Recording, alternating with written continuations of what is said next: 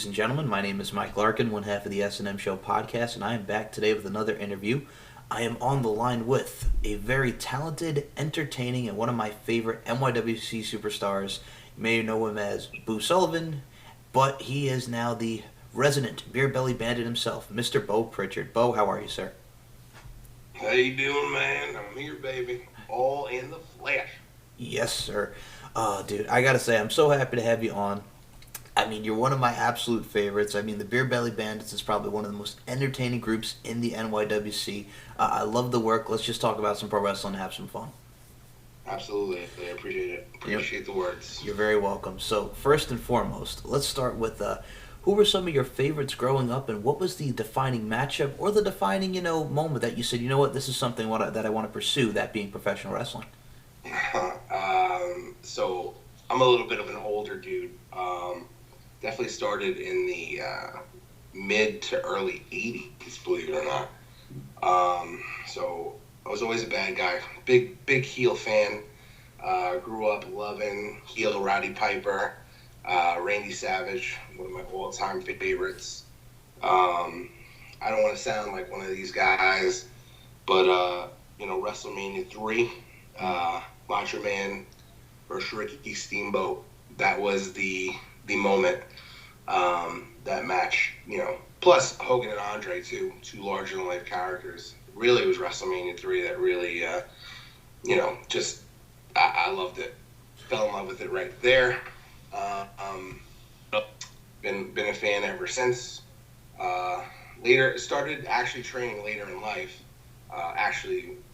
Bam Sullivan. We actually ended up working together before either of us started training. And we just started comparing stories and decided to do it together. So, but it was definitely the 80s guys, and still to today, if I'm watching wrestling at home, it's through the network, and it's all 1980s. Well, you can't beat it, and it's so funny too, because I actually had Brian Shields, who was the author of the Second Nature book, and we were talking about it because the 80s was the golden age of professional wrestling. Oh, absolutely. I mean, so many characters. Larger than life guys, you know what I mean? Big John Studd. I mentioned Hogan and Andre. Mm-hmm. Jake the Snake Roberts. It was just one after another, and every character. Ted DiBiase, amazing heel. Those were the guys that even today, like I said, I still watch. I go back and I'd much rather watch that stuff. I mean, that's wrestling. That's legit character. That's legit storytelling. That's where it is. I take one of my, actually Boo Sullivan was, I took really from Sid Justice, or Sid Vicious, shall I say. So, it's that time frame for me, buddy. I'll say this to you right now. This actually ties into legends from the 80s and actually ties into some NYWC. So there was one NYWC show in the mid-2000s that I was at. It was Stockade and King Kong Bundy against Tito Santana and one Spider. And I actually got the privilege, and I still have the Polaroid pictures, dude. I have, it's pretty much, it's me and Tito doing the old Ariba, and King Kong Bundy choking me, and I'm acting like I'm dying. It's still one of my favorite moments and one of my favorite nights. Yeah, we were just talking about that. Funny thing, at the Psycho Circus, we were back, in the dressing room, and we were joking about that actual match right there too, which is kind of funny. So we, and I don't want to go into exactly what we were talking about, but it's just one of those things that those are one of those matches that honestly never, kind of like falls through wayside.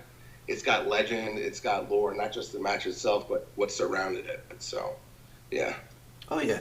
And, I mean, I even said it to Stockade when I had him on. I mean, dude, I remember the days of that match. I remember when you were going against guys like Doink the Clown and when they brought the Warlord in. I mean, yeah. Yeah, they got, NYWC back then, I mean, they really lucked out with the ECW crossover, which is pretty much what, where NYWC evolved from. They got to, experience those guys and, not that, and we, obviously, we got to tangle with the likes of, the Spirit Squad and Bull James, a couple big WWE, former WWE guys. So We also, you know what I mean, like got lucky on that stuff, but something about those big time 1980s names, you know what I mean? Like, whew, yeah, I would have loved to have been back around that time. Agreed, man. I mean, 80s was the decade, and I mean, obviously, you mentioned Hulk Hogan, but you can't be amiss if you don't mention the one and only Mr. Nature Boy Ric Flair in the NWA. Yes, obviously. And the Absolutely. funny thing about that, when I was growing up, that really wasn't in New York because Vince had his whole territory, and we really didn't see much of the WCW and NWA unless you had cable, which growing up, a lot of the guys didn't have that. So I actually lucked out because my cousin, my cousin's father lived in Florida, and he would send the tapes. So we would get VHS tapes every month of the NWA and Ric Flair and the Road Warriors, guys like that. So I was always kept up to date. Actually, one of my favorite teams was Scott Hall, Big Scott Hall, and Kurt Hennig. And I would, come to school and talk about those guys, and none of my friends knew who they were. So it was, I've always been pretty well versed in wrestling. I gotta ask you, you mentioned Big Scott Hall and Kurt Hennig. Did you do the Wrestle Yeah. Rock Rumble back in the day? That's another thing that we were just talking about. Actually, Bull James. I was talking to Bull James, and I believe JT was there, JT Case, and we were talking about that. And it's one of my dreams actually is to recreate all that good stuff. Bring the old school into the new school. You know what I mean? Well, yeah, I mean that was one of the best lines. Big Scott Hall take on them all and do the Wrestle Rock Rumble. Then Kurt Hennig goes into the pool. I mean, come on, it's a classic. Hey, anytime NYWC wants to do the rap, I'm down for it. Oh my God. Well, we're gonna get into a lot of that because there's a lot of entertaining stuff and there's a lot of ghoulish stuff, my brother. But first off, my brother, dude, Psycho Circus, we had the return of one Boo Sullivan. Talk Yeah. about Dawn in the Paint and coming back and doing the Boo gimmick for one night only. Well, it's been a year since Yes. I wore the paint, so it was Stockade's idea. We were originally talking about doing something completely different months ago. I had a long conversation with Stockade, and not that I definitely love doing the Bo character, but I always miss the Boo character. It was when I came into the business. There's always some majesty about being the heel. To be honest, I find it easier, believe it or not, to be the bad guy. And so he came up with the idea. He had pitched it to the higher ups, and came back to me, and I couldn't pass it up. Honestly, I mean, first of all, to be involved in the Psycho Circus, third straight year. You don't turn that down when that opportunity comes.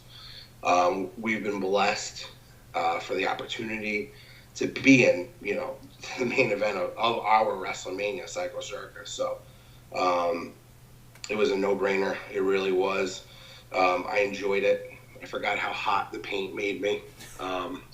Hiding in the Jack in the Box for a good hour was also kind of crazy, but I loved it. I mean, to work with, and the two guys I really tangled with in the Psycho Circus was Matt Tremont and Mikey Whipwreck, who I never got to really work with either of those guys. So even if it was a quick amount of time, to be completely honest, I mean, those are two guys that, I'm thankful and I'm really happy I got a chance to work with them, even if it was for a couple minutes. And took a couple whippersnappers, which is, one of those fan moments, those surreal moments. You watch those guys at 2 a.m. in the mid-'90s, Mikey Whipwreck giving out whippersnappers, and 20 years later, he's giving me one in the Psycho Circus. So, being the Boo character, honestly, hearing the crowd, remember, when I came out of the Jack in the Box and heard the pop of the crowd, honestly, it was, it was very overwhelming moment. Just seeing what Bam's doing with the Extricated, and, pretty much we saw to myself at the Eden Bale.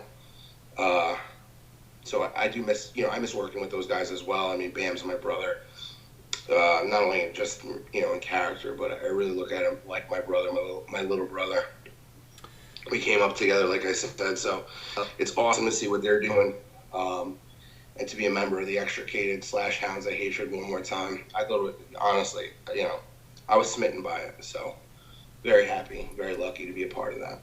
Now you mentioned Bam, and oh my God, his back after that match. Yeah. So funny thing about that. I mean, you know the spot. Yes. You know it's coming. But I was backstage, and I believe I was talking, if I can remember correctly, I want to say I was talking to JT. If it wasn't JT, it was Shane. I was talking to a lot of those guys, one or two of those guys in the backstage, and the conversation was pretty intense. So our mind wasn't on anything. We can't see what's going on, but you heard it. It sounded like a car crash right into Gorilla. So I mean, it was loud. It was insane. So the first thought is like, holy what is that? And then the next, obviously you want to make sure that your buddy is okay. He had to crawl from where he was after a while, into the back, and he was covered. I mean, his entire front was covered in blood from his back. So it was a pretty nasty spell. God bless the kid, and all those deathmatch guys that do that, man. I give them so much credit. It's a crazy business, and it was one hell of a bump. And he earned some lore there. He earned his name amongst the toughest, SOBs in NYWC history right there. I will say this right now. Right after that happened, I sent him a message, and first of all, I actually said what you said right there. I said, dude, you're a tough SOB, but are you okay? Are you okay, my brother? Oh, but yeah. We went out to the bar. I mean, he went to the hospital, obviously. He was in good spirits by the time he left, so we wished him well. Obviously, Vicky was, although she said she was cool with it, she had some panic in her eye. So Vicky's a good woman. She stands by her man, and she was there with him. His mother was there, who is an amazing NYWC fan as well. She gets it. So I mean, I texted. We were out at the BK Grasso's at the party. I texted him about 1:45 in the morning, and at that point he was just leaving the hospital. So he was in there for a little while. He got some stitches and cleaned up.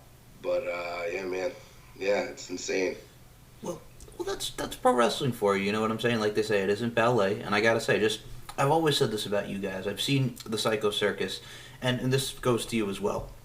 You guys are some of my favorite people, and I've always said, just be safe and do it spectacular. You know what I'm saying? Yeah, absolutely. That's the key thing. We get in the ring, and the one thing we keep in mind is trying to keep each other safe. That's the main thing when we see guys that are well trained and they haven't trained in a while, or they haven't wrestled in a while, and they get in the ring and they want to do all these crazy moves, but they don't protect each other. Aiden Bale, I'm not going to go into who, but Aiden Bale, was training. Guy shouldn't have been in the ring, and ended up, hurting Aiden. So, I mean, it happens, and unfortunately, it's one of those things. But safety is the number one, thing that we got to remember when we get in the ring, more than all the spots and the match itself. So I mean, anything you see there, that's always on our mind. And the thing is, too, what also is great about the NYWC, and I could put you guys and that company over like Rover, but you guys, that locker room is a family. Yes. Dysfunctional family. A dysfunctional family, but a family, yes. That's, honestly, to be honest, I mean, when we first got in, Anthony had picked NYWC, and I was looking at another place.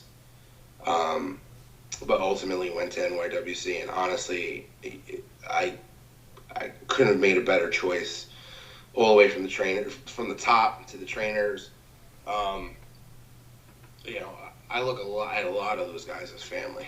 You know what I mean? I have a lot of guys, that I can be frank with. I go out and I'm not afraid of them. Or not afraid, that's a poor choice of words.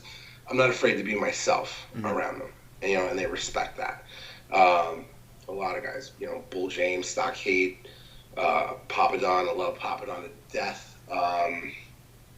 Anthony Lacera, Jesse Vane, just so many good dudes, man. Like, the list goes on and on. King Mega, Jap Apollyon, you know what I mean? Like, they're just great guys. And the thing is, like, if you go to a bar and someone messes with you, and you got those guys there, it's just a dumb move, man. We are brothers, you know what I mean? And we get in our fights. Don't get, trust me. We get into our little scuffles, but at the end of the day, I love those guys in that locker room. I'm happy to fight with them, against them, and if they ever needed me and they were ever in a predicament, I'd be there. Absolutely, for every single one of those guys. Now, we're going to talk about a lot of Boo Sullivan, a lot of Bo Prichard, and just wrestling here, but I got to ask you, we talk about training there as well, and I've always said this, and I'll say this to anybody out there listening. Out here on Long Island, I've always put over NYWC as one of the best schools to go be trained by. Another one, obviously, would be Creative Pro. I mean, there's so many schools out here on the Northeast. First of all, I wanted to ask you, man, because there's been so many trainers at the NYWC, who were you trained by? And talk about thoughts going into your first ever matchup. So the first two, I believe on my first day, Mondo. My first day, it was Mondo's last day of being a trainer, Mike Mondo, Mikey of the Spirit Squad. So it was kind of weird because it was like a transition right there. That my first day I walked in, it was like, hey, goodbye, hi and bye. He had got a sweet gig on the West Coast, so he had left to pursue something over there. So then it was Stockade and Blake Morris, who basically really trained me to get to get the basics down and everything like that. And let me just mention, since we're talking about it, the class, my graduating class, if you can call it that, was phenomenal. It was the Hounds of Hatred. It was me, Bam, Vicky, and Mouse. Willow Nightingale, she had been there a couple months earlier, but she was in that class. Angelo Andrews, Eden Bale. We had Sammy Pickles. She was there a little bit longer at that point. Rad Brad Benson. CJ had come a little bit later. So right there, just kind of throw that out there. That's the class that, and there was a couple other guys, but that was pretty much the class that I came up with. And if you're watching NYWC today, it's not a bad class to come up with. If I'm forgetting some guys, I apologize. But so it was Stockade and Blake that really got us going. Then Bull came about a year later, which is awesome because he brought all his stories and what the WWE wanted, and that was just something. He came at like the perfect time for me. Very impressionable, wanting to learn everything. And another guy that has been there every day, still every day, been in the business for almost 20 years, is Papadon. And he's there, every week. And he's a trip. He's a great dude, knows the wrestling business. So those are the four guys that when I look back and crediting my upcoming in terms of everything, in terms of character, wrestling style, I'm not, I'll never be nearly as good as any of those four guys, but those are the four guys that I credit. I always say those are my four horsemen. You know what I mean? And we haven't always seen eye to eye. It happens. We're all dudes, but I do. I'll look back when this is all over, and those will always be the four guys that really took the character, got my development going, and made it what it is. And I'll even throw Shane in there too, to be completely honest. With such character development and his 2 cents and things like that. So those were, the trainers. And Joey Bernard, also amazing cardio trainer. There every day, never misses a week. Tough as nails, guys. I love him to death. Good guy to talk sports with. So, but it's pretty much those guys that I'll always credit my career. Okay. Yeah, the second part of that was the first match as a Hound of Hatred, I believe. Was it when you were doing the boo thing, right? Yeah. Yeah. So, okay. Well, if you're talking first NYWC match or just first match, what do you want to know? Sure. First NYWC match. Yeah, because we ultimately debuted in Ace in Jersey, but then I believe a month later was when we made our NYWC debut. And I'll go into that because it's kind of a funnier story. We were nervous. We had seen, obviously we've been going to the shows for some time, really doing cleanup and things like that, and seeing how many fans the NYWC, attracts, and the way they do their shows and their production, so amazing. That's the thing about NYWC. If you go to one of our shows, it's not what people think it is. They're not going into a gymnasium, a high school gym, and watching a show. It's full production, man. That place, they do it up nice. So, our debut was House of Madness in 2015, and we hit Under the Ring for about an hour and a half when they opened the doors. And so the funny thing is, because we were the opening segment with Big O. Big O came out. He was chasing Stockade for a while, and then they unleashed the Hounds. But we had gotten Under the Ring approximately about 5:45.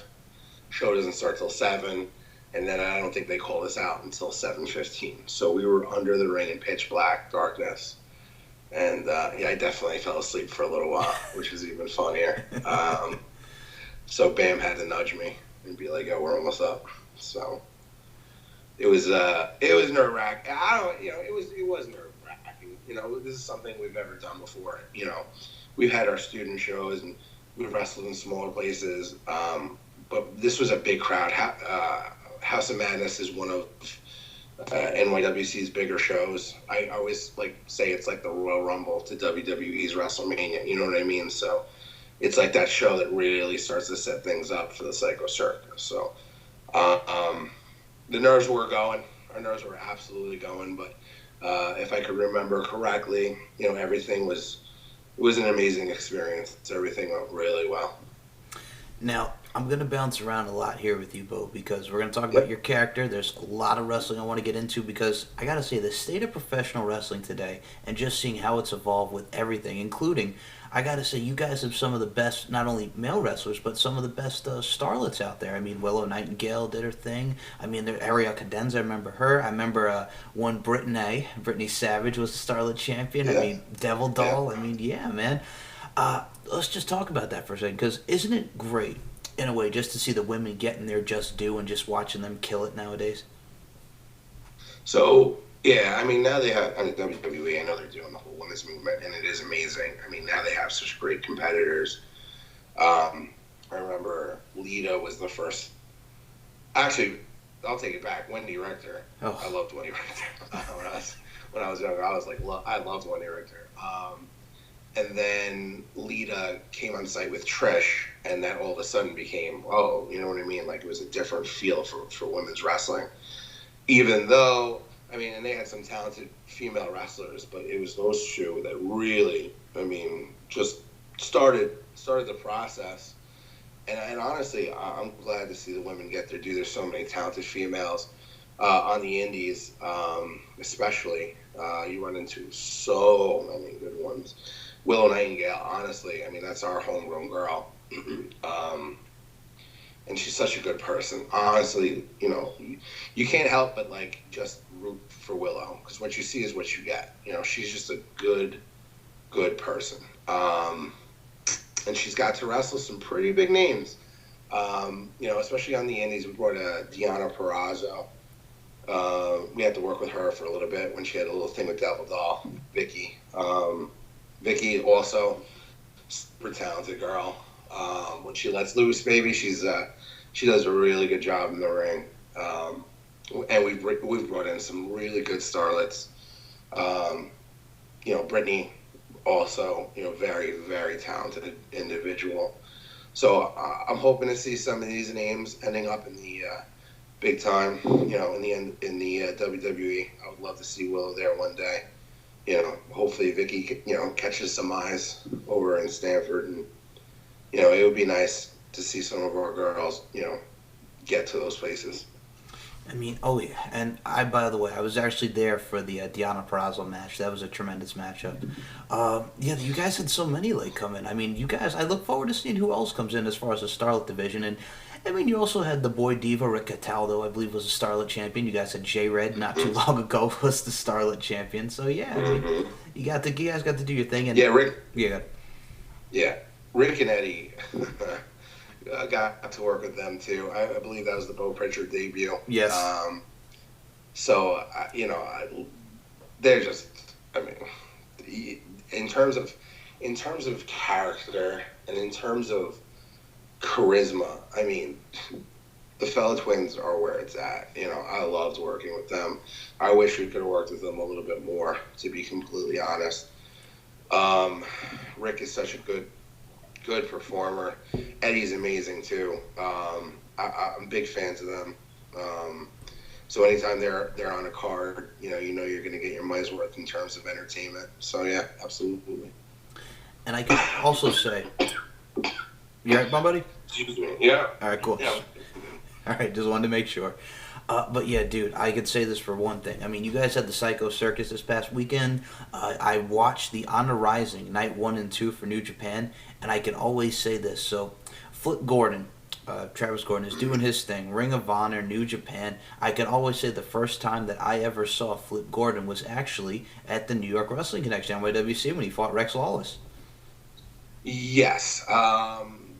Another super talented individual. I got to wrestle with him, not with him, but on the same card, shall I say. Not only in NYWC, but Outlaw Wrestling, one of the original Outlaw Wrestling shows. Before it was Outlaw, we were doing a PAL in the Hamptons. I believe it was Bull who was doing it, and we got to see Flip out there. He, if I remember correctly, I think he also swung from the rafters at NYWC. Yes. So just a super talented, super incredible athlete. I'm a big man, so I can't do any of the flippy stuff that they do. But it's always very entertaining to see what those guys, and they're very wowing, figures. Flip Gordon is definitely one of those guys. Now, yes, I do remember him swinging off the rafters, and I just my jaw dropped. I'm like, ugh, because this dude's agility is so amazing. I mean, yeah, he's pretty impressive, and the best thing is there's a lot of NYWC guys. Just thinking, guys like Jesse Vane and Anthony Lucero, they're just as good. You know what I mean?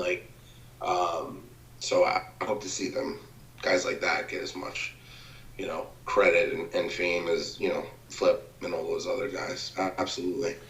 I got to ask you about this one as well. So, at the Psycho Circus, you guys actually had I believe Teddy Hart was in the house and he competed in the Fusion Championship match. Talk about having Teddy Hart, someone who, I got to say this, I mean, the nephew of Bret the Hitman Hart, just such an incredible talent in the ring, wrestled everywhere. I mean, that's a guy that you can learn from a lot. Yeah, Teddy got... He went there. He got to the show a little bit late. I think he was wrestling somewhere else, and went out there. Honestly, went out there, and did what you saw, which was nothing short of amazing. I mean, the guy he's fire. You know what I mean? He went out there with Blake and Johnny Radke, and I mean, it was a good triple threat match. I was glued to the monitor in the back watching it. So, and hearing the crowd appreciate it. You know what I mean? We don't bring in, you know, just anybody in the NYWC. You know, if we're gonna bring somebody in, it's gonna be a name. And Teddy Hart, you know, with that amazing family legacy, you know, he proved to be, you know, an unbelievable talent and just incredible. I mean, the stuff he was doing was just incredible. So we definitely got lucky with that, and it was good to hear. It was good to hear the crowd appreciate him. So and he appreciated the crowd as well. You know, picked up the mic, you know, thanked them, and then he gave us a shout out on Twitter the next day, I believe. So honestly, you know, it'd be great to see him back. Now, I'll say this to you right now. We talk about Blake Morris. That's a name right there. I mean, this guy, I go back with Blake when he was coming out with Brian Myers and Brett Matthews, Hawkins and Ryder, when they were coming out to the Backstreet Boys, and It's Gotta Be You with Prince Charles and the whole nine, the whole clique that they had back in the day. I mean, here's a guy who's just incredible. Now he's the new Fusion champion for you guys again. I mean, the dude is incredible. I mean, the stuff that guy could do is great. I know you and Bam have had tag matches with him and Rex, and I mean, I was actually there for the Spirit Squad one. I think you guys did like a series with the Spirit Squad where they won, and then you won it back from the guys. I was at the one where you guys actually won it back from the Spirit Squad. So yeah, those were just great. And Kenny, oh my God, friggin' Kenny Dykstra just looks incredible right now. Yeah, I'll just to answer, you know, the Blake thing. I love his character. The High Society is just a great group, great group of heels. They do it right. You got 4 incredibly talented individuals there. You got Alex, who's just amazing. You got Blake, King Mega, and Rick Taldo, which I've already talked about. So, I mean, that's just a good foursome, good, strong foursome, impressive. You know, Blake's character, you know, I love heel Blake. I actually like heel Blake better than face Blake, and, you know, in terms of character development. I think he pulls it off so good. Almost the spoiled rich kid that can do no wrong type of thing. So, you know, he's doing his thing, and I'm glad to see that, you know, he's getting his due with the Fusion title. And in terms of the Spirit Squad, honestly, I mean, easiest match for us ever. Those 2 guys, Mike Mondo and Kenny Dykstra, are just Kenny Dolan, shall I say. Just 2 guys that are, I mean, beyond talented. And not only beyond talented, but just 2 good human beings. You know what I mean? They weren't intimidating, very smiley. They walked us through everything. You talked us through everything. You know, here we are wrestling 2 guys, which at the time were on SmackDown Live. Mm-hmm. You gotta remember that. You know what I mean? They were working under WWE label at the time, so they would wrestle us and then go do the taping for, you know, or actually the live show is SmackDown, and then come back and wrestle us again. We did it, I believe, in November of that year, where we dropped the titles and then won them a couple of weeks later, won them back. So, honestly, one of my absolute favorite moments in my wrestling career, for sure. Just true professionals. And the guy, you're right, Kenny Dolan is cut. I mean, that guy has got muscles upon muscles upon muscles. So, but you know what? And I'm not gonna lie, I was a little intimidated to meet him, because I remember watching him on TV and always thinking like, oh, that guy, he seems like, you know, he's like one of those guys like Johnny Lawrence from the Karate Kid, you know, just those perfect looking bullies. But no, nothing like that. Just a good dude, man. Very good dude, and honored and blessed to have wrestled them for absolute sure.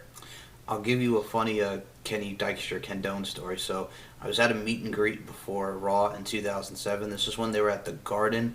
This was probably in the summer of 2007. Yeah, this was when Great Khali was the World Heavyweight Champion, and CM Punk was on the ECW brand fighting John Morrison for the ECW Championship. So they're doing the meet and greet, and Kenny comes over, and I say, hey, Kenny, can I get a picture? And he just has this face on he's got this like disgusted face, and I could tell like he's in character. And when we take the photo, right, and I still have it. He just has this most disgusted face, and I'm just smiling like, yay, it's Kenny. But yeah, oh man, it's just memories, man. Because the dude wrestled Ric Flair and beat him like 3 straight times in his early when he was doing the single stuff.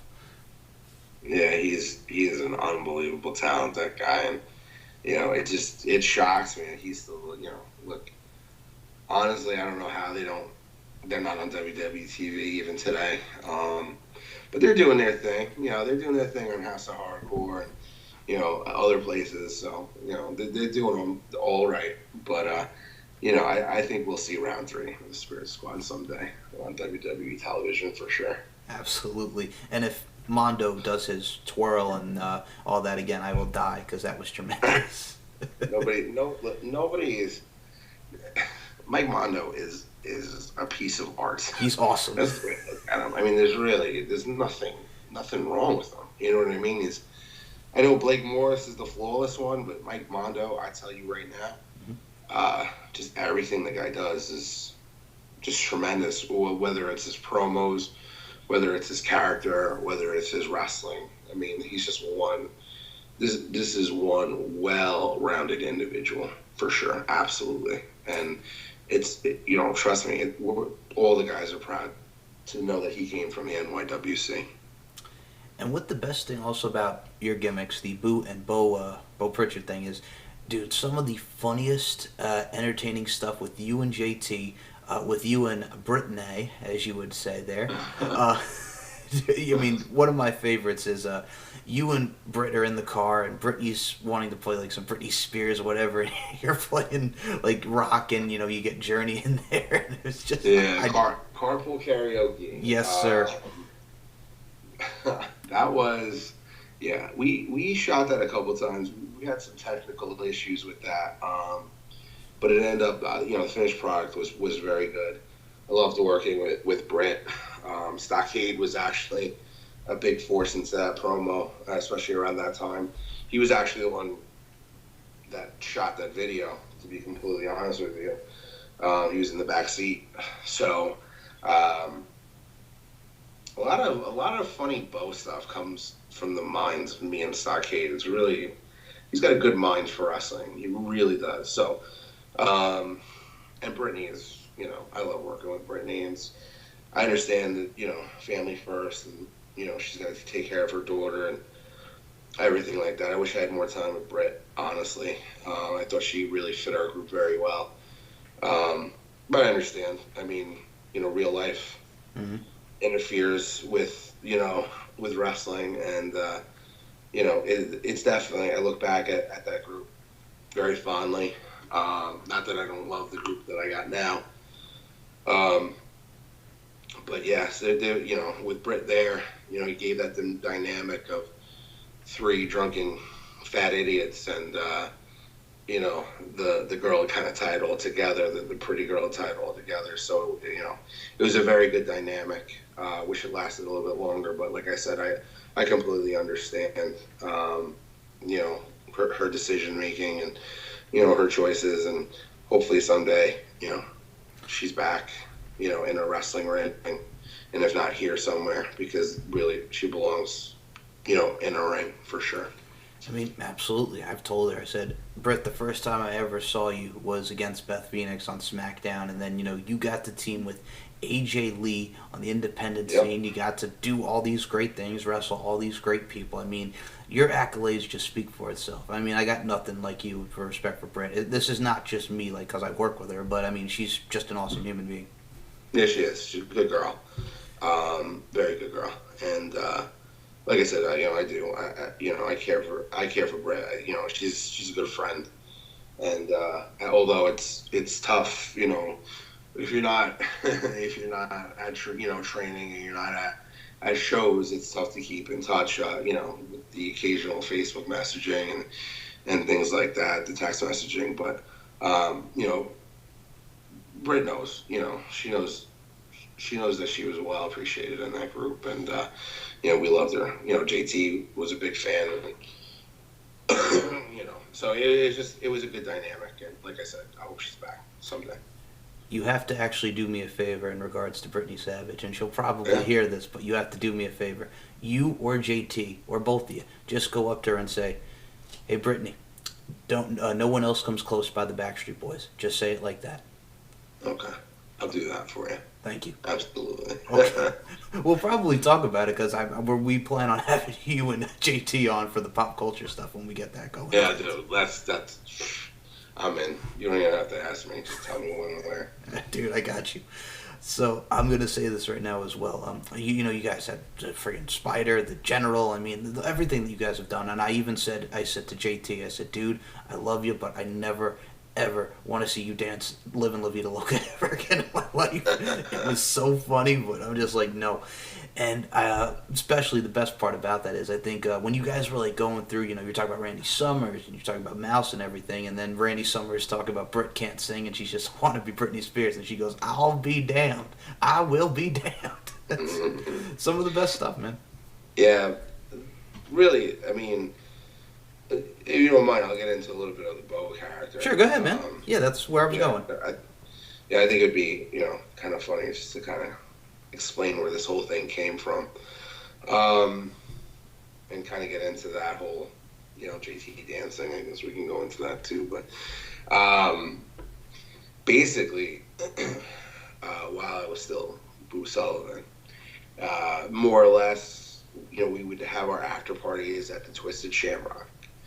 And, after a show, you work so hard to get ready for a show, the month leading up to it, you let loose after the shows.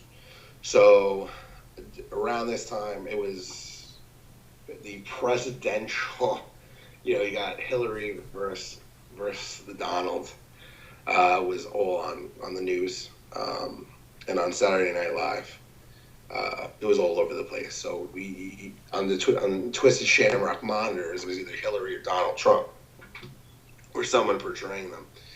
So I had gotten a couple of beers to me one night, and mind you, I was still booze. So I go to the after party with face paint stuck in my eyeballs, so it always looked like I had smoky eyes or I was sad or something. But drank a little bit too much one night and started screaming out that we were a Trump supporter, and one of these things. Yeah, baby, Trump.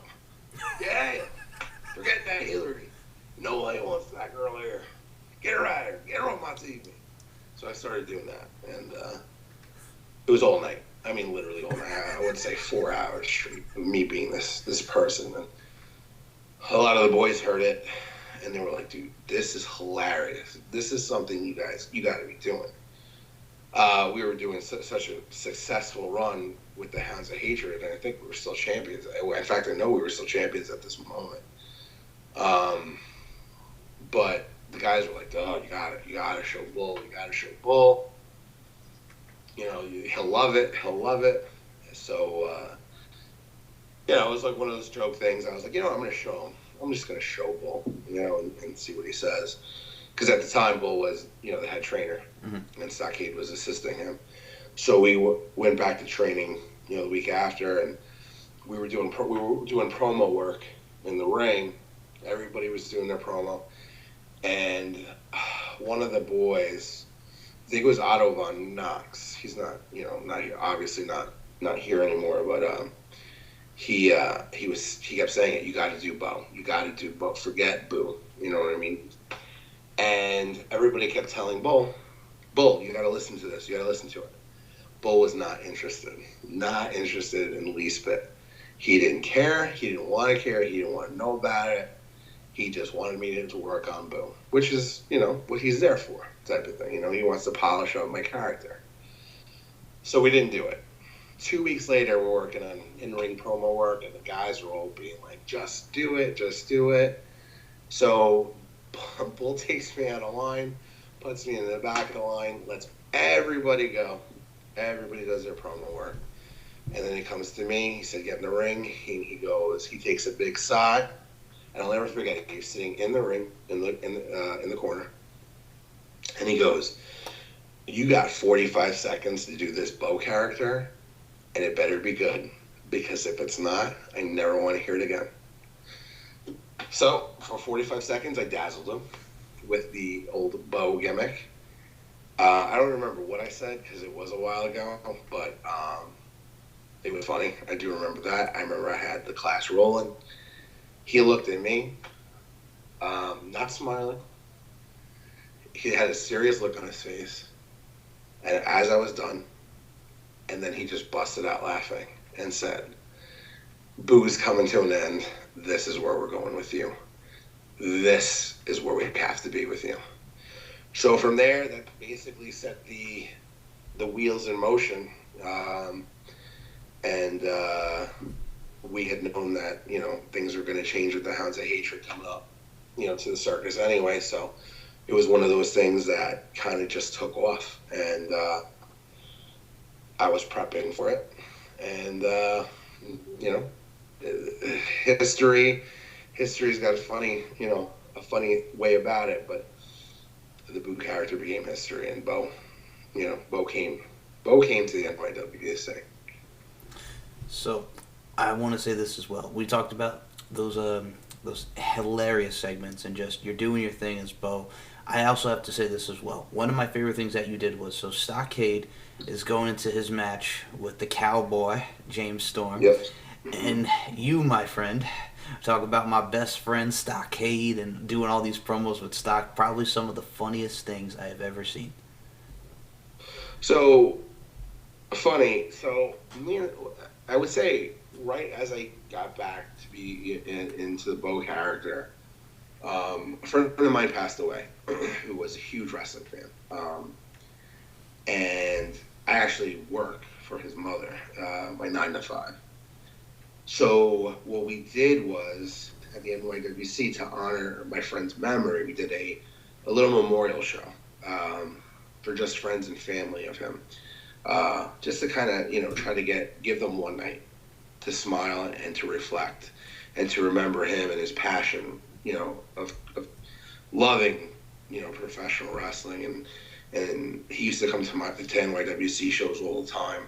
He was a big fan, so we wanted to honor the family, and Stockade was gracious enough, and there was a bunch of guys gracious enough to skip a payday and to go do the show for nothing, which is always amazing. But like I said, NYWC, you said it before, it's one giant family, and this was one of those proving moments where a lot of guys were like, "You don't need to pay me, I'll be there. If it means something to you and it means something to that family, then we'll be there." And we had a pretty sizable crowd. I think it was 150 people, for a closed door memorial show.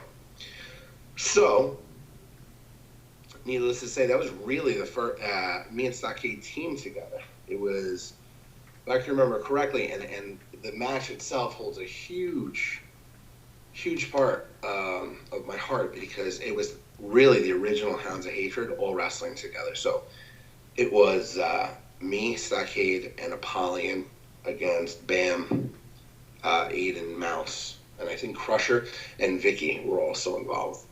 I think the only one that was missing was Mega. He was supposed to be there, and I know he got stuck at work. But it was kind of cool having, the original Hounds of Hatred kind of there, but as the extricated, as Bo Prichard. But so we had shot a promo, which a lot of people haven't seen. I think I put it on YouTube just recently, but it was a Bo Prichard and Stockade promo, our first one together. And when I tell you, it's one of the funniest promos I've ever done. He'll admit it too. He loved it. He actually ended up sending it to Mike Morgan over at Ace in New Jersey. And Mike was like, "We got to get him. We got to bring him in. I mean, this is just, we love this." And it was a funny promo. And we did it, I believe, in just 2 takes. It's a longer promo. But it gives that dynamic of Stockade and Bo Prichard, which is funny because we would do promos all together as Boo and Stockade with the Hounds of Hatred, but we never had that interaction as Bo Prichard and Stockade being best friends. that whole Kurt Angle, Steve Austin gimmick where it's, Stockade really wants nothing to do with Bo Prichard. But Bo Prichard looks at him like his best friend and he'll be there. So that's really where that whole thing, and that's dating back to last July. And now it's evolved to what you see now and what we're doing at Ace. That whole thing, it's really starting to heat up over there with the whole Stockade and Bo Prichard. And honestly, I love working with Stockade. Our promo, we do have a good time with our promos. I think a lot of the times when we're actually doing our promos, we're trying to one-up each other on camera and trying to make the other laugh. But when we can both keep straight faces, that's when you get pure gold. And I think every promo that me and Stockade have done, that you see on YouTube or on Facebook Live or Instagram, that's the result of just us not laughing and getting through the promo. And honestly, it's my favorite work. I love doing the promos with JT and Spider and Brittany. Love being the Bo Prichard. Love doing the Hounds of Hatred. But my favorite promos are definitely the ones with Stockade for sure. Now, I'm actually going to backtrack a little bit, but before I do that, my dude, I was talking to you not too long ago, and I just want to make sure, how are you feeling? Because I know you just came off the flu not too long ago. Yeah, I got so my health is complicated. It's very complicated. And I'm feeling fine now. I'm feeling better. Let's just say that. So a lot of things a lot of people don't know was after Psycho Circus 15, I wasn't feeling well at Psycho Circus 15, and I wasn't feeling well months leading up to it. I was out of breath a lot. I was getting blown up in the ring a lot quicker than normal. I believe we went into Sideshow. We wrestled Lassera and Bane where we dropped the titles. And I could barely breathe in that match. I struggled. Didn't know what was wrong. I have bad asthma, as is, so I thought it was that. Then we went to H2O over in, just on the outskirts of Pennsylvania, New Jersey. We wrestled the Storm of Entrails, which is Dan O'Hare and Schlack. If you haven't seen those two guys, I recommend it. Schlack is insane. Just his being, his aura, one hell of a wrestler and a funny dude also. But we wrestled them, and same thing. I just couldn't catch my wind. And unfortunately, when you're in that position and you're wrestling, it's like you're suffering and there's no timeouts. So you have to do your best to kind of catch your wind and get through the match. So it was a little weird. I just thought it was my asthma. We went up into WrestleMania. We went into Psycho Circus 15. That whole day, I just was not feeling well. Profusely sweating. I was struggling to keep my face paint on. And now the idea was that Boo was going to take a cinder block over the head and kind of unlock the multiple personality of Bo Prichard, which is what happened and what you saw on tape and in the ring. But I ended up unbelievably struggling to breathe that entire weekend to the fact I went to the hospital and I was actually diagnosed with heart failure. So right there, I thought my career was over, and it was definitely a hard pill to swallow because I love wrestling. I mean, it's in my blood. I wish I would have done it sooner, but it's one of my great loves, and it was tough. I was in the hospital for a good week. I was hooked up to machines helping me breathe, tubes. You could ask a lot of the boys that came to see me. I couldn't speak. It was very scary. Didn't know if my heart was just going to give out there. They said I was operating on 20% of my heart, which most people obviously don't have that. It was a genetic / viral thing that took over. it was crazy. So I was out of action for a couple months, which is kind of why the Bo Prichard character came later, instead of right after the circus. And when I came back, and still to today, I don't do as much as I used to do. Health comes first, obviously. So, but luckily, I have the charisma to kind of keep the group, my group strong, and JT and Spiner can work like crazy. So I'm blessed to have them on the team. But I went through some things, man. So unfortunately, when I get sick now, it hits me a little bit harder than most and what it used to. So I have to be very careful, getting sick and what I do in the ring for sure. But yeah, so crazy story. Not a lot of people know about it. I know, most of the wrestlers do.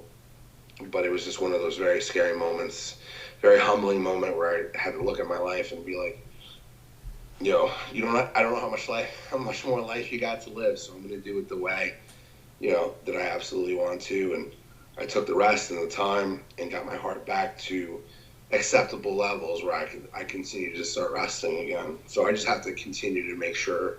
There's a lot of wrestlers that die of heart failure. I mean, you could look it up. The list goes on and on. So it's one of those things that, I do have to monitor. But yeah, absolutely.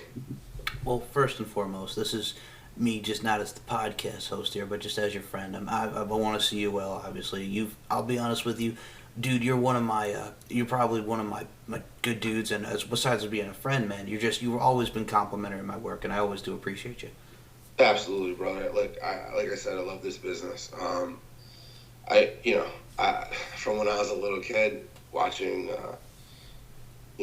tapes of Hulk Hogan and, like I said, Macho Man with my grandfather, to being at WrestleMania 20, being at WrestleMania 10, watching these guys, collecting. I mean, I can't even tell you the size of my wrestling collection, what I have at home, but I just love this business. I love it, and the fact that I get to do what I get to do in front of kids and fans and adults of all kinds. I mean, it's a blessing. I do it. I love to pick out a kid and look at their face when I'm out there. So anything that has to do with wrestling and anyone that has a passion for it, I respect. And you do a great job. And I love hearing your interviews. You did one with Bam and JT, and honestly, it's good to hear. I love these guys getting their just due, and you're giving it to them. So yeah, it is good, and I do appreciate the work that you put in, just like I appreciate the work that all the boys in the back do as well. Oh yeah, and I'll say this right now. Dude, I had Crusher on, and I gotta say, Crusher Dugan has probably one of the best minds as far as like trainer and just manager wise. That dude is just so smart. He has so many stories. Has been in the business for years, and that is someone who you definitely want to pick the brain and just get advice from. Yeah, so we got lucky, and I don't want to downplay. I mean, anything that we've done at NYWC, but really the Hounds. Me, Bam, Vicky, and Mouse, we got lucky, if you really think about it. I mean, we came up and we were hoisted into the Psycho Circus, storyline immediately. But we learned, there's a bunch of guys that we learned from them. And Stockade was a big to-do that, opened his wing for us. But Crusher Dugan was another guy who they had come over, the Deadly Sinners. Remember, they were the Deadly Sinners. Order of the Black, and pretty much when they became the Deadly Sinners and the Hounds came, we kind of merged that with, Apollyon and King Mega, Stockade, and Crusher was one of them. So Crusher was our manager, you know what I mean? I mean, it was a weird dynamic because we were a group within the group, and we had Vicky, but Crusher was also there, and he definitely... Crusher's a good dude, man. Like, and that's another guy that I respect like crazy. He knows a lot of stuff, and he has an amazing wrestling magazine collection, which I borrow from the '60s, the '70s, and the '80s. So I'm not gonna lie, I actually have a bunch of Crusher's books which I go through. I thumb through. So, but the guy knows his stuff, man. He's a student of the game, a great teacher, old school hard knocks teacher, and I was definitely blessed to have him also be our manager for sure. Now, you mentioned, we talked about the origins of Bo, and obviously you said Boo was kind of like, the Sid Justice, the Psycho Sid kind of deal. I gotta ask you, how did just talk about the origin of Boo. How did the Boo Sullivan name come into fruition? Uh, um, so, so Bam came out with Bam Sullivan, okay? Excuse me. Truth be told, when we first started training, Bam looked so much like Biff Busick that the trainers would call him Biffy. So Biff was Bam's original name in training. You know what I mean? As we got closer to debuting, we obviously, we sat with Shane a lot to kind of go over different character names, and Bam loved to be the Biff. He wished he could have been that name, but obviously at the time Biff was such a big character in the Indies on the East Coast. So basically he just altered it, and then if I can remember correctly, on the way to NYWC, there's a street that we take coming from out east, Sullivan Street in Deer Park. So he kept seeing the street sign and was putting the names together. I think it started off as Biffy Sullivan, and then it became Bam Sullivan, his pick. And, it's a good name, obviously. Boo is kind of funny. It's just because, me being silly as a normal person, and I'm a jokester, I don't take life too seriously. I used to always call everybody Boo. I'm like, hey, Boo, what's going on, Boo? So it was like one of those things that's a joke. And then with the demon character, we went through a couple names. I think I had written down 10 names. Boo was the one I really wanted because it has that double meaning for me. Because one, I would call everybody Boo. And then the second thing is it was a cutesy little kid, dressed up as the ghost that will come up to you and yell Boo on Halloween. But here I am, 6'2", 300 pounds, of a, psychotic looking dude wearing face paint. And to me, it was just a play off of that, where it was like, I picture an 8-year-old, coming up to you, or a 4-year-old, and being like, Boo, and then you jump. But at the same time, it's like, having one of your bigger men, in the back with the name Boo. I thought that was kind of poetic, in that kind of, freaky, psychotic way. And they loved it. Shane loved it. Sackade loved it. And originally, it was just Boo. It was BOO ! But me and Bam had talked about, like I said, we came into this. We were the first two of the Hounds and Hatred. Vicky and Mouse came a couple months later. But we were the first two that trained together. And I always wanted that image of we're brothers type of thing. So Boo, and I would always push for, hey, but why don't we call it Boo Sullivan? And a couple of guys were like, no, I just like the Boo. I didn't like that. I wanted something more to the character. I wanted it to be, the Hounds of Hatred were based around the brother Sullivan, more or less, like that, our little group.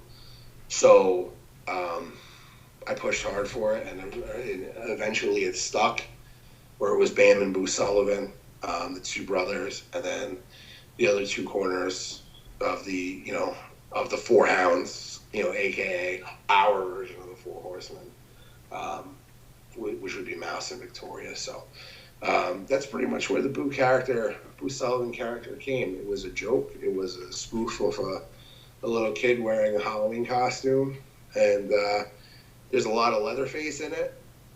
There's a lot of Michael Myers in it. There's a lot of Sid Vicious, in it. I loved Sid Vicious. There was just something very appealing.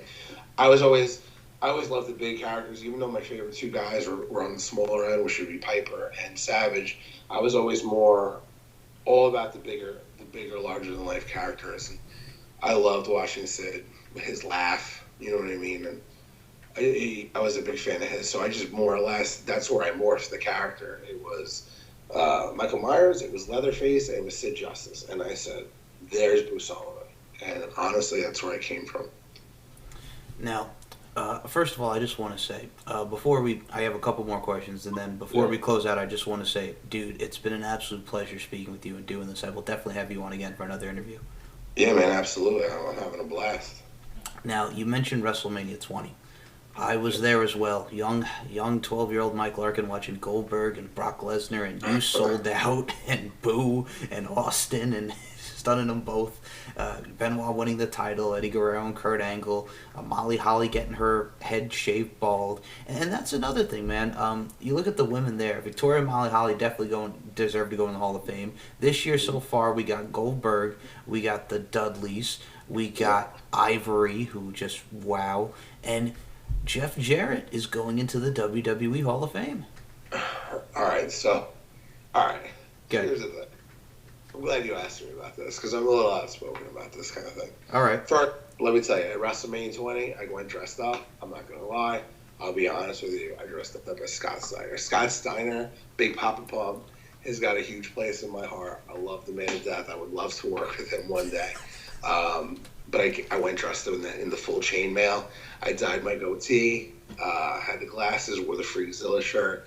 I got a lot of pictures. That was my first brush with like mini fame, because my face looks so much like Scott Steiner, and I gotta find the photos. I have them somewhere, but and you can ask any of my friends I went with. I must have got stopped about 200 times for photos.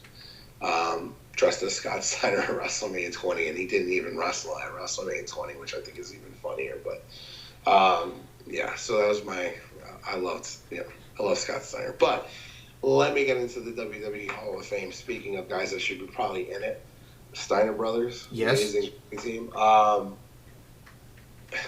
To me, all right. Now I love the Hall of Fame. I think one of my favorite things about WrestleMania season is watching the Hall of Fame and hearing the stories. I'm a big fan of that. Honestly, I could listen to guys, and Bull James is one guy that will tell you. Bull James used to tell stories, and I literally would just sit there and just want to hear everything he had to say. You know what I mean? I absorb stuff because it's just those. You wish you could be a part of those moments. You know what I mean? So, Hall of Fame, WWE Hall of Fame. Not to take away from anybody that's in there, and they're all deserving, but until, as far as I'm concerned, they have a celebrity wing, right? Mm-hmm. So until they put Cyndi Lauper into and I know it's crazy. We're not talking about wrestling, because look, there's people like Elizabeth that should be in there. There's just so many people, right, that should be into the WWE demolition, and I know it's legal crap and jargon. But until they put Cyndi Lauper in the WWE Hall of Fame, all right, let's be honest. Now remember, I'm older, so I remember what she did for wrestling. The Rock and Wrestling connection, Hulk Hogan, Roddy Piper, and Cyndi Lauper. I mean, they put that stuff on MTV, and all of a sudden we had that crossover. Wrestling blew up. Mm-hmm. Wrestling blew up. Okay, and it was because of Cyndi Lauper. And don't get me wrong, Vince had a huge part. Hulk Hogan had a huge part. Piper had a huge part, but she was the mainstream, larger than life musician character that crossed over. How do you not have her? And I hope that there's they've tried to get her, and maybe she's not ready for it. But I watched the WWE Hall of Fame, and it's just to me, until she's in it, like, why even, like, I don't know. I think she did that much for the WWE. For her not to get her due is crazy to me. I mean, go back and watch anything from 1985, and Cyndi Lauper's in it, or her name's in it. You know what I mean? So that, to me, I love watching the Hall of Fame. So many guys deserving of it. I wish they were in there. Love hearing the stories, but for me, I mean, come on. I don't even know how that's not even a thing yet. First and foremost, I love you, man, because I feel the exact same way about Cyndi Lauper going into the Hall of Fame. And second of all, another one that was big for me is because here's a guy who was friends with classy Freddie Blassie. He was on. A lot of the wrestlers were on his talk show. Dude, Regis Philbin needs to be in that Celebrity Wing too.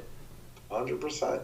There's a lot of guys. Like, to me, you can have a celebrity ring for guys that make one appearance. Drew Carey. Snoop Dogg. I mean, let's be real.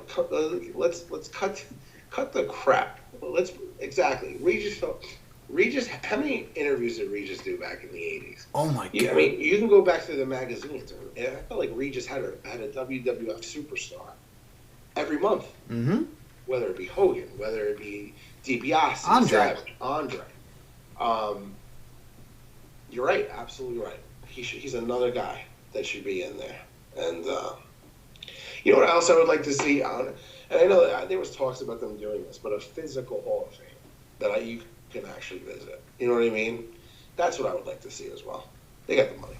Oh yeah, absolutely they do. And number two, I will say this.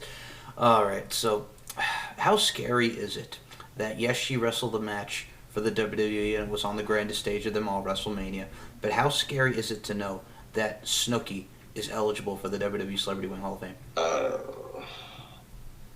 That show is like a train wreck. I know. So it's tough. Funny story, I met JWoww a couple years ago in Las Vegas. Really? And, I mean, it's what it is. I actually met her. It's funny, I met Christy Hemme the same weekend that I met, and it was in a casino. You know what I mean? It's like one of those things you just bump into them, because Las Vegas is, you never know who you could run into.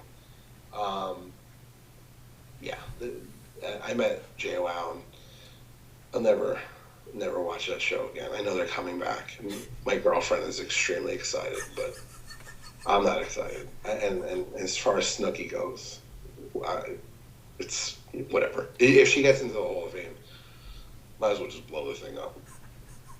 I just want to say this. So, yes, it's coming back, and Angelina herself is going to be coming back as well. Yeah. I'm not going to lie. I watched, I think, a season or two back in the day. It was like the only reason that I continued to watch it, because I wanted to see the train wreck that was. Mm-hmm. I remember just the relationship between Sammy and Ronnie, right? Was a script. I mean, to me, it was like just like wrestling. I mean, you never know what you're gonna find. You knew they were gonna fight every day. So I mean, it's a shit show, man. To be honest, and that's really what it is. I know a lot of people are excited. I don't know. I don't think I'll be partaking in that. Dude, okay, you want to hear a funny story? So we were doing our pop culture show, and Miss Brittany Savage yelled at me on a well, she didn't yell at me, but she kind of was like, "Are you kidding me?" But she's like, "All right." So I came in on the third season of Jersey Shore. Now, for those who remember the third season of Jersey Shore, that was the big Ronnie and Sam blowout. Like almost every episode, shit's breaking everywhere, and they're throwing the beds and all this and all that. And she's like, "You mean to tell me you didn't watch the first two seasons of the Jersey Shore? You came in on season 3?" And I'm like, "Yes, I came in on season 3." Yeah, Brittany. Yeah, I can totally watch and see her. Like, she's definitely one of those people that's super excited that they're coming back, and it's not for me. It's just not. It's not, dude. They brought back TRL, and I just had on. Not too long ago, actually, yesterday, I had Noah Bastion of Together. Now, for those people who are not familiar with Together, they were the mock boy band that made fun of the boy bands, like the Backstreet Boys and Sync 98 Degrees. I had him on, and we were talking about TRL and how TRL back in the day when Carson Daly was hosting it, and everybody was out the window, and everybody was so excited, and then you have what TRL is now, and it's been on the air for like 4 months, and it's just like, what the hell happened? What happened to music television? The M stands for music. Dude. Do you? Listen, like I said, I'm a child of the 80s, so MTV to me will forever be just music videos. Exactly. I know, what it is now is not MTV. I don't even know what happened. Like, what happened to the music video? You gotta watch music videos. It's Vivo or on YouTube, and I'd rather do that than watch anything on MTV now. So I'm a big fan of the '80s MTV. Don't really watch what it is now, although I know that they had Caveman, right? Wasn't Caveman just on TRL? Yes. I don't watch TRL. Like I said, who else was on that? It wasn't just Caveman. It was somebody else. It was one of these newer people. Dude, I can't even watch it either. It's not the same. It's like you're taking my child away. Yeah, Caveman and I think another wrestler, and it sucks I can't remember. But I wrestled with Caveman. I worked with him in Delaware, of all places. But good dude, great dude. And I know he was on it. I saw the clip of that, and I got a chuckle out of it. But anything on TV right now. Pop culture, anything 80s pop culture, 90s pop culture, 70s pop culture, I'm all over it. I could be on any game show. Put me on any game show for that. I'll win. But when it comes to like now, new age stuff, I don't know, man. I don't watch a lot of TV. When I do, it's usually like reruns of The Office. Gotcha. Or, you know what I mean? Like, it will be like old school wrestling or a movie or horror movie here and there, comedy or something. But like, I pick and choose what I watch on TV very carefully, man. I just got out of The Walking Dead. I can't even watch that anymore. But I don't watch a lot of TV. So to me, it's and then TV. I can't even these new age people. I just don't know. I can't get into it. Well, so we gave you a little sample of what you can expect when Bo comes on with some pop culture for us. So there's a little bit of that right there. But I'll say this right now, dude. Speaking of The Office, Bam, buddy, where you been? Now starting to realize that The Office is probably one of the best shows ever. Yeah, it's funny because me and the woman were watching. We've got into a kick too within the past like week and a half of going back and rewatching all the Office episodes. So when I saw that, I was kind of surprised. But you run into a bunch of people that they don't watch. You know what I mean? They haven't watched The Office. It's like, it's not really my thing, but they'll give it a chance. You know what I mean? And Bam's gonna love it. He's gonna absolutely love it because it's the funniest show ever. You know what I mean? And towards the end, it kind of leaned a little bit. I don't want to give any spoilers away in case Anthony's listening, but there was a little slow period in it. But I love that show. I've watched that show probably through completion about at least 150 times. The whole series run, and I'll keep watching it. It's genius writing. Now, I will say this as well. You mentioned horror movies, and I'm gonna say this just because I talked about this with Bam, because we were talking about horror movies, and I'll say this to you. And Victoria Von Black, the Devil Doll herself, is a very sweet girl. But god dang, how have you not seen The Lost Boys yet? She hasn't seen The Lost Boys? She has not seen The Lost Boys, and I'm talking the OG Lost Boys. Yeah, that's surprising. Yeah, that's surprising. Vicky, yeah, that's weird to me actually, because I know she's very up to, she knows her horror films for sure. We're definitely modern day horror buffs. It's a little surprising that she hasn't seen The Lost Boys. I think she would love that. I think she would absolutely love The Lost Boys. So if Vicky's listening, watch The Lost Boys. You'll love it. See, that's the second time I did that. And Bam, I did that for you, buddy, because we were talking about that last time. It's like, she's got to get on that, because we were talking about how, they were on a date, and they were talking about seeing I Spit on Your Grave. And I'll say this right now, I have I Spit on Your Grave 2 in my collection. The newer ones, the originals are classics, but that's very kind of disheartening in a way. I shouldn't say disheartening, but kind of just like question mark up in the air when you're watching a film with your spouse and all of a sudden a penis comes chopping off at you, and it's like, nope. I gotta be honest, man. I love horror films. Yeah. I love horror movies. I have a huge collection of them. I've gone to wrestling, horror conventions. There's something appealing. I've always been very drawn to horror movies. Not a fan, however, of horror movies based on rape. Yeah. In fact, any kind of rape scene kind of takes me out of the movie almost immediately. So I've seen I Spit on Your Grave. I've seen the original. I saw the remake. Just tough to watch movies. I mean, the the penis chopping, I'm almost with her on that. You know what I mean? It's like I feel it when it happens, but at the same time, it's tough, man. That stuff to me, I don't have any patience in life. When I hear anything about a rape, I think it's the most vile. You know what I mean? It's right next to pedophilia. I just think it's vile. It's disgusting. Um, so when they put it in movies, it's tough. It's very tough to watch. So, um, I Spit on Your Grave. It was just a tough movie. It was a tough movie to watch, man. So Yeah, but the bottom line to that was Victoria Von Black, watch The Lost Boys. mhm.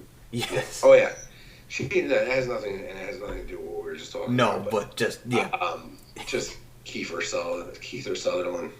One of his best movies. Jason Patrick, Corey Haim, Yeah. Corey Feldman. Yeah.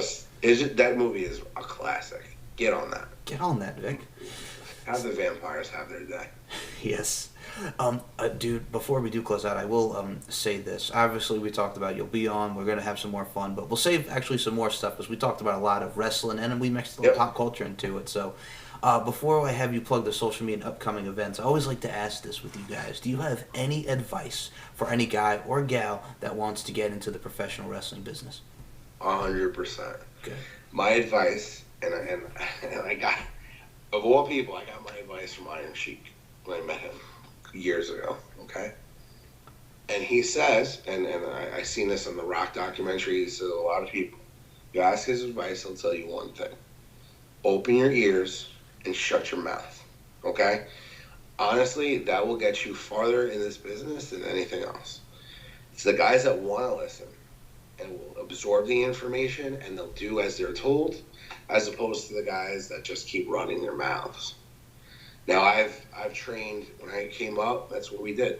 Me and Bam would keep our hands, by our sides or to our front, shall I say, and we never opened our mouths until we were told to open our mouths. And look, I mean, we came through the ranks pretty quickly. There's guys that we trained with that thought they were just jokers and thought they were hilarious, and they ended up, being fools and little flashes that, they were there and then they were gone, type of thing. So, honestly, it's a tough business. You got to be prepared to wrestle at all times. You got to pay your dues. You got to be there early. I'm still there at show days. I'm one of the first ones there. Whether it's setting up chairs, doing, Irish is another guy. He's there, busting his ass, cleaning up the place. We're working full days, before we go and wrestle. So, Irish does come to mind because he is one of those guys that just busts his ass. But it's a lot of guys. Aiden, Bam, they're there. Luke, I call him Luke. Brad Benson, they're there early doing, paying their dues. You never stop paying your dues. You shouldn't stop paying your dues. Whether it's taking down the ring, building up the ring, if you go somewhere, be respectful of everybody. I don't care if it's the person that's cleaning up the bathroom as opposed to one of the owners. You have respect for every person that walks through the doors. You shake their hand, you look them in the eye. No one's better than anybody in this business. And that's what creates the family atmosphere. So listen, be respectful, pay your dues. And everything will come, in time. Work hard, It's really what it is, man. Just have respect. Have respect for the business. Have respect for the ring. And, it'll take care of you. You take care of it, it'll take care of you. This business doesn't owe you a damn thing. You know what I mean? There's guys, a million guys will wrestle, and a million guys will never be heard of. So, you better have some love for this business. I'll never make it. I understand. I'll never make it to the WWE. And you know what? That's fine with me because I wrestle under the flag of NYWC. I wrestle for Five Boroughs. I wrestle for Ace. Battleground down in Philly. I wrestled for a decent amount of companies. and I'm proud to be there. And I'm proud, I'm proud to call NYWC home for sure. And everywhere I go, I follow the same script. I don't care. I'll build a ring. I'll take the ring down. I'll set up chairs. Doesn't bother me, not one bit. I'll show the guys. You know what I mean? And a lot of guys do. A lot of guys are the same thing. Have respect for your business. Have respect for the company. And then the acronym you're wrestling under, for sure. Now, that was beautifully said and so true. So, Bo, I just want to thank you again so much for coming on. Please promote the social media, the Facebook, Twitter, Instagram, and any upcoming events. The floor is yours, my friend. Bo Prichard, baby. I'm everywhere. I am live. So I'm on Twitter. I am on Instagram. I am on Facebook. Also NYWC. Got a hand in also running their social media. So all those promos and videos you see, be sure to check out everything, that we do. I got Ace coming up in 2 weeks. Which I will be there once again on commentary. My best friend, Stockade. We got Aftermath coming up at the end of the month. We got some good times coming up. It's wrestling. This is going to be a good year for professional wrestling on the indies. All right, so I'll put the links in the description down below. And Bo, any final words to the fans, my dude? Hey, man, keep coming to the shows. Psycho Circus, we had close to 700 people. I hope NYWC, we see close to that again for Aftermath. Our shows are just as good every month. Every month. So if you're listening to this podcast, you be sure to be in attendance for Aftermath because you got some good stuff coming up. We got Bull James and Alex Reynolds in a steel cage. And I got to get with my boys because we got some payback. Someone hit me over the head with a case of Bud Light. So you never know what you're going to see out of the Beer Belly Bandits. But, hey, man, listen to the Mike Larkin podcast. Come to the NYWC. Come to Ace. You know what I mean? If you're in Jersey, go to Ace, man. Support Ace. Another great company.